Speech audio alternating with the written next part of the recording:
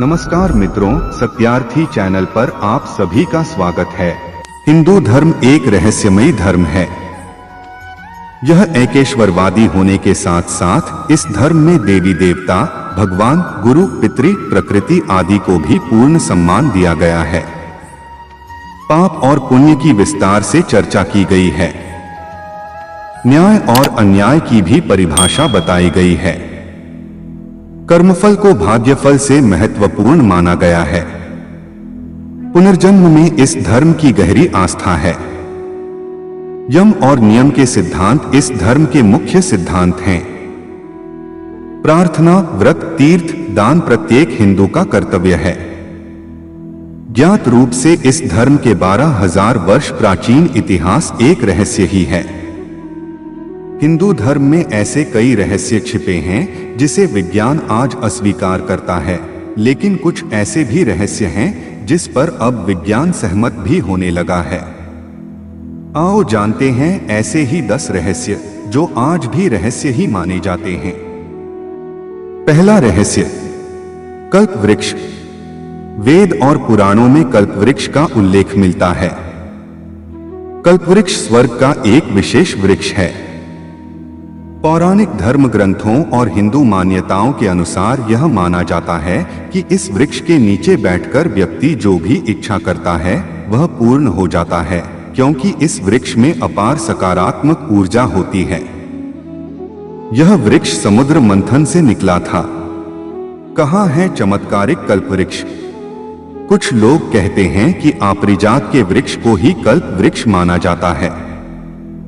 कल्प वृक्ष का अर्थ होता है जो एक कल्प तक जीवित रहे। लेकिन अब सवाल यह उठता है कि क्या सचमुच ऐसा कोई वृक्ष था या है? यदि था तो क्या आज भी वो है? यदि है तो वह कैसा दिखता है और उसके क्या फायदे हैं? दूसरा रहस्य, कामधेनु गाय।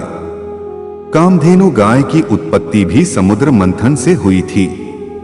यह एक चमत्कारी गाय थी जिसके दर्शन मात्र से ही सभी तरह के दुख दर्द दूर हो जाते थे। दैवीय शक्तियों से संपन्न यह गाय जिसके भी पास होती थी उससे चमत्कारिक लाभ मिलता था। इस गाय का दूध अमृत के समान माना जाता था। श्री राम के पूर्व परशुराम के समकालीन ऋषि वशिष्ठ के पास कामधेनु गाय थी। इस गाय की रक्षा के लिए वशिष्ठ को कई राजाओं से लड़ना पड़ा था। कामधेनु की अलौकिक क्षमता को देखकर विश्वामित्र के मन में भी लोभ उत्पन्न हो गया था। उन्होंने इस गौ को वशिष्ठ से लेने की इच्छा प्रकट की, लेकिन वशिष्ठ ने इनकार कर दिया। दोनों में इसके लिए घोर युद्ध हुआ और विश्वामित्र को हार मानना पड़ा। तीसरा रहस्य, उड़ने वाले सांप। सभी जीव जंतुओं में गाय के बाद सांप ही एक ऐसा जीव है जिसका हिंदू धर्म में ऊंचा स्थान है। सांप एक रहस्यमय प्राणी है। कहते हैं कि 100 वर्ष से ज्यादा उम्र होने के बाद सर्प में उड़ने की शक्ति आ जाती है। सर्प कई प्रकार के होते हैं, मणिधारी, इच्छाधारी, उड़ने वाले, कैफनी से लेकर दशफनी तक के सांप जिसे शेषनाग कहते हैं। नील मणिधारी सांप को सबसे उत्तम माना जाता है। वैज्ञानिक अब अपने शोध के आधार पर कहने लगे हैं कि सांप विश्व का सबसे रहस्यमय प्राणी है और दक्षिण एशिया के वर्षा वनों में उड़ने वाले सांप पाए जाते हैं। चौथा रहस्य, मणि। यह एक प्रकार का चमकता हुआ पत्थर होता है। मणि को हीरे की श्रेणी में रखा जा सकता है। यह भी अपने आप में एक रहस्य है। जिसके भी पास मणि होती थी वह कुछ भी कर सकता था।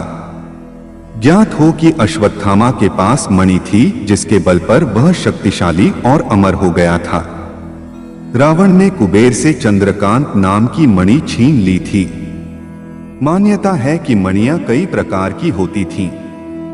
नीलमणि, चंद्रकांत मणि, शेष मणि, कौस्तुभ मणि, पारस मणि, लाल मणि आदि।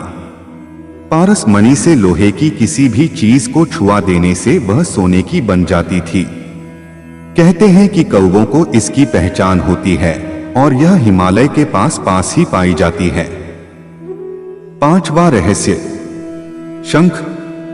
क्या शंख हमारे सभी प्रकार के कष्ट दूर कर सकता है?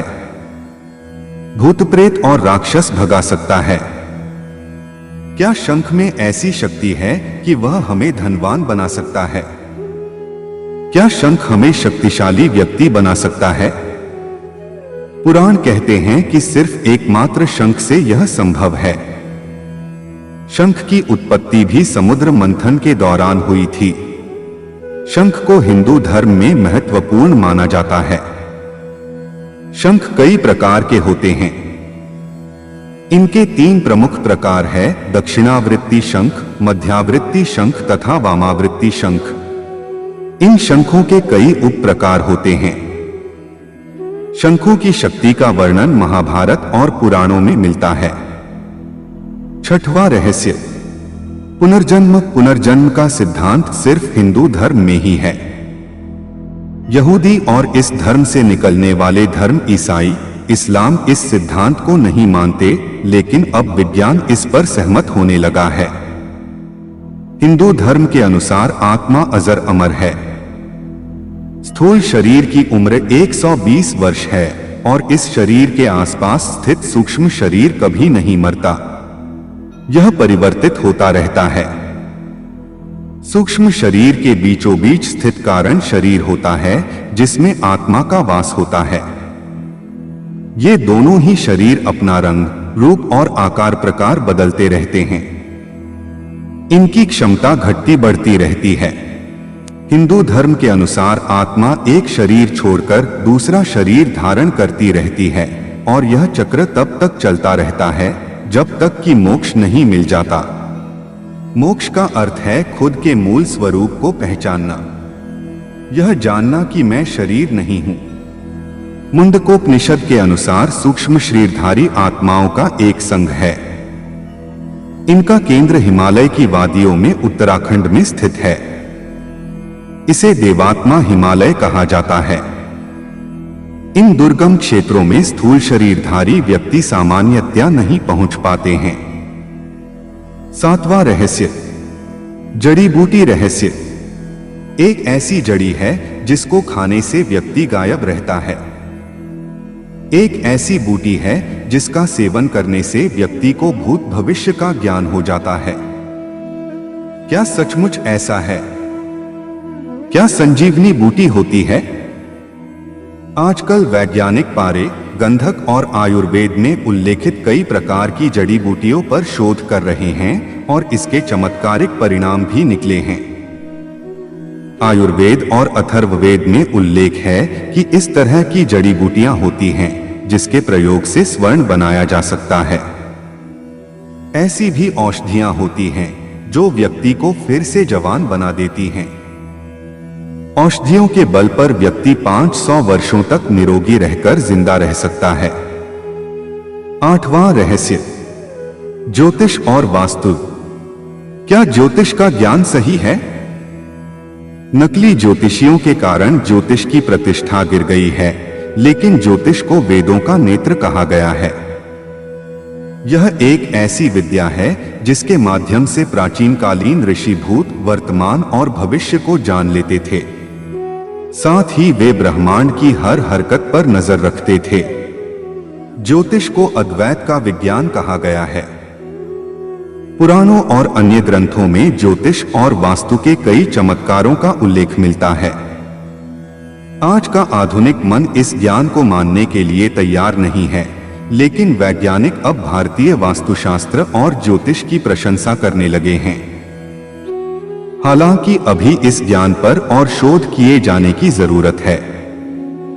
9वां रहस्य, संस्कृत। संस्कृत का शाब्दिक अर्थ है परिपूर्ण भाषा।